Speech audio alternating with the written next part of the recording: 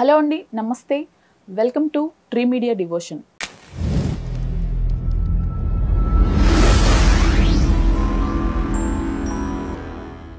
రెండు 2024 ద్వాదశి రాశులు జూన్ నెలకి సంబంధించి రాశి ఫలాలు తెలియచేయటానికి మనతో పాటు ఉన్నారు ప్రముఖ జ్యోతిష్యులు బ్రహ్మశ్రీ నందిబట్ల శ్రీహరి శర్మ గారు. నమస్తే సార్. వాగర్థ వివ సంపృక్తౌ వాగర్థ ప్రతిపత్తయే జగతః పితరౌ వందే పార్వతీ పరమేశ్వరౌ సదాశివసమారంభాం శంకరాచార్య మధ్యమాం అస్మదాచార్య పర్యంతం వందే గురుపరంపరాం ఆదిత్యాయ చ సోమాయ మంగళాయ బుధాయ చ గురుశుక్ర శనిభ్యశ్చ రాహవే కేతవే నమః. గురువుగారు, జూన్ నెలలో వృషభ రాశి వారికి ఎలా ఉండబోతుంది? జూన్ నెలలో వృషభ రాశి వారికి సంబంధించి విషయాలు తెలుసుకునే ముందు ఈ యొక్క గ్రహ సంచారం ఏ విధంగా ఉందో తెలుసుకుందాం. వృషభ రాశి వారికి రాశిలోని రవి, గురు, బుధ, శుక్రులు, 12వ స్థానంలో కుజుడు, లాభస్థానంలో రాహు, దశమ స్థానంలో శని మరియు పంచమ స్థానంలో కేతు. ప్రధానంగా చూసుకున్నట్లయితే ఈ యొక్క వృషభ రాశి వారికి ద్వితీయార్థము అనుకూలంగా ఉండదు. ఎందుకంటే రాశిలోనే గ్రహాల యొక్క సంచారం, రాశ్యాధిపతి అయినటువంటి శుక్రుడు, అలాగే యోగకారకుడు బుధుడు మరియు యోగకారకుడు గురువు, రవి వీళ్ళందరూ కూడా సంచారం చేస్తున్నటువంటి కారణం చేత 1వ తారీఖు నుంచి 14వ తారీఖు వరకు అనుకున్నటువంటి పనులన్నీ కూడా సజావుగా సాగుతాయని చెప్పవచ్చు. ఇక 14 నుంచి 30 తారీఖు వరకు ఉన్నటువంటి సమయం కనుక చూసుకున్నట్లయితే రవి, శుక్ర, బుధులు ఈ 3 గ్రహాలు ద్వితీయ స్థాన సంచారము మరియు 12వ స్థానంలో కుజుని యొక్క సంచారము.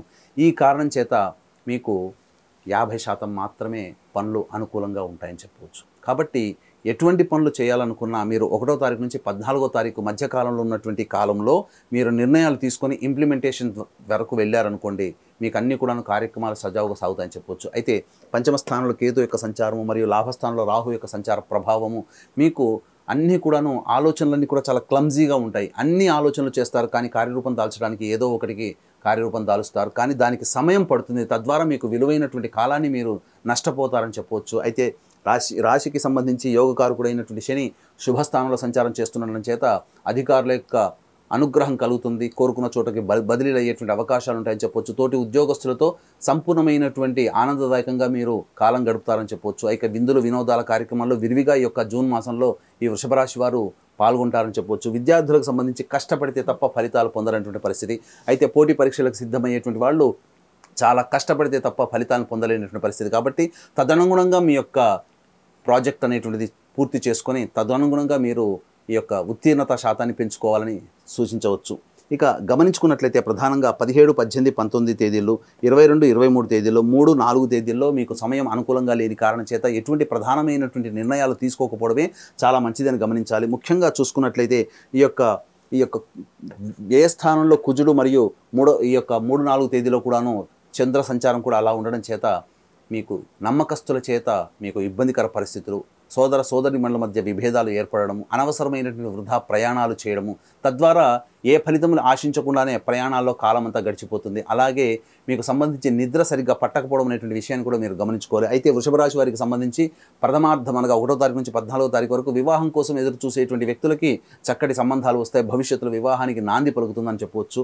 ఇక గమనించుకున్నట్లయితే వ్యాపార రంగంలో ఉన్నటువంటి వారికి నూతన ప్రాజెక్టులు చేపట్టే ఆలోచన, తదనుగుణంగా కార్యక్రమ రూపకల్పన అనేటువంటిది జరుగుతుంది. కాబట్టి అనుకూలమైనటువంటి వాతావరణం ఉన్న కారణం చేత నూతన వ్యాపారానికి విస్తరణకు సంబంధించి కావచ్చు, పెట్టుబడులు కావచ్చు, అలాగే స్పెక్యులేషన్ రంగంలో ఉన్నటువంటి వారికి అధిక రాబడి అనేటువంటిది కలగడం, తద్వారా మీకు ఆనందాన్ని కలిగించే అంశం. అన్ని విధాలుగా చూసుకున్నట్లయితే ప్రథమార్థం అనగా 1వ తారీఖు నుంచి 14వ తారీఖు వరకు ఉన్నటువంటి సమయము మీకు ధనానికి సంబంధించి లోటు లేని కారణం చేత మీరు ఎటువంటి నిర్ణయం తీసుకున్నప్పటికీ కూడాను తదనుగుణంగా మీరు మీ యొక్క జీవితం ఉంటుందని చెప్పవచ్చు. అయితే 14వ తారీఖు నుంచి 30వ తారీఖు వరకు ఉన్నటువంటి కాలము సమయం అనుకూలంగా లేని కారణం చేత ప్రధానమైనటువంటి నిర్ణయాలు తీసుకోకపోవడమే చాలా మంచిదని గమనించాలి. ఇక 17, 18, 19 తేదీల్లో మీకున్నటువంటి సమయము అనుకూలంగా లేని కారణం ప్రధానంగా చూసుకున్నట్లయితే మీకు ఉద్రేకపడేటువంటి స్వభావం ఎక్కువగా కలుగుతుంది ఆ 17, 18, 19 తేదీల్లో. కాబట్టి జాగ్రత్తలు పాటించండి. ఎదుటివారితో మాట్లాడేటప్పుడు కాస్త సంయమనం పాటించండి.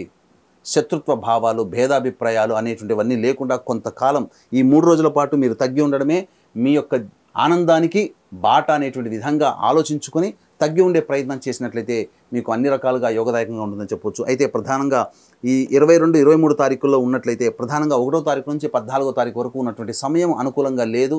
తదనుగుణంగా మీకు ఫుడ్ ఇన్ఫెక్షన్స్ అయ్యేటువంటి అవకాశం ఉంటుంది, ఎసిడిటీ ప్రాబ్లంతో ఇబ్బంది పడేటువంటి అవకాశం ఉంటుంది. కాబట్టి జాగ్రత్తలు పాటించండి. ఆరోగ్యం పట్ల ఈ యొక్క మొత్తం ఉన్నటువంటి 30 రోజుల్లో ఈ 17, 18, 19, 22, 23 మరియు 3, 4 తేదీల్లో ఉన్నట్లు అనగా వారం రోజుల పాటు మీరు ఆరోగ్యం పట్ల శ్రద్ధ వహించినట్లయితే మీకు అన్ని రకాలుగా శుభదాయకంగా ఉంటుందని చెప్పవచ్చు. ముఖ్యంగా ఈ యొక్క 14వ తారీఖు నుంచి తర్వాత నుంచి వాహనాన్ని నడిపేటప్పుడు జాగ్రత్తలు పాటించండి. అయితే ఇక్కడ ప్రధానంగా వ్యాపార రంగంలో ఉన్నటువంటి వారికి శుభ పరిణామాలు చోటు చేసుకుంటాయి. ఇక అన్ని రకాలుగా చూసుకున్నట్లయితే ఏదైనప్పటికీ కూడాను మీకు ఆరోగ్యం పట్ల శ్రద్ధ వహించాల్సినటువంటి పరిస్థితి మీకు కనబడుతుంది. ప్రధానంగా మోకాల నుంచి పాదాల వరకు ఇబ్బందికర పరిస్థితులు ఎదురవుతాయి. ఎక్కువ దూరం నడవలేకపోవడం, లేకపోతే శరీరం సహకరించకపోవడం అనేటువంటిది, ఏ పని చేసినా కొద్ది సమయం మీరు రెస్ట్ తీసుకోవాలనే ఫీలింగ్ అనేది ఈ యొక్క జూన్ నెలలో మీరు ప్రధానంగా మీరు గమనించవచ్చు.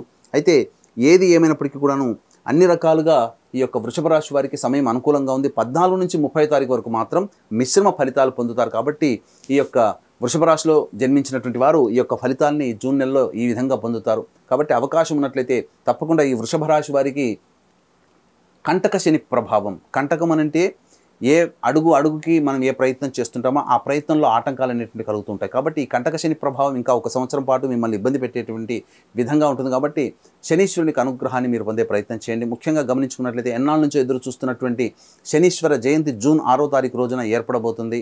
శనీశ్వర జయంతి సందర్భంగా మా పీఠం ఆధ్వర్యంలో శనీశ్వర హోమము, అఘోర పాశుపత మంత్ర హోమము మరియు వివాహం కోసం, ఉద్యోగం కోసం, విద్య కోసం, ఆరోగ్యం కోసం 18 రకాల హోమాదులు జూన్ 6వ తారీఖు రోజున కేవలం 1200 రూపాయలకే మీ యొక్క గోతనామాలతో జరిపించడం జరుగుతుంది. అవకాశం ఉన్న వాళ్ళు కార్యక్రమ తదనంతరం కాంటాక్ట్ చేసి పూర్తి వివరాలు తెలుసుకోవచ్చు.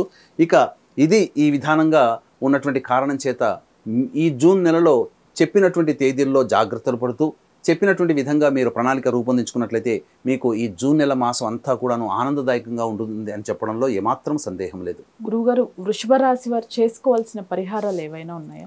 వృషభ రాశి వారు ప్రధానంగా ప్రతి సోమవారం రోజున శివాలయంలో ఆవు పాలతో అభిషేకం జరిపించి మారేడు దళాలతో అర్చన జరిపించండి. ఇక శనివారం రోజున నవగ్రహాల చుట్టూ శివాయ నమః అంటూ 27 ప్రదక్షిణలు చేసి శనైశ్చరుడికి తైలాభిషేకము, అన్నము, నల్ల నువ్వులు కలిపిన ముద్ద నైవేద్యంగా పెట్టడం చేయండి.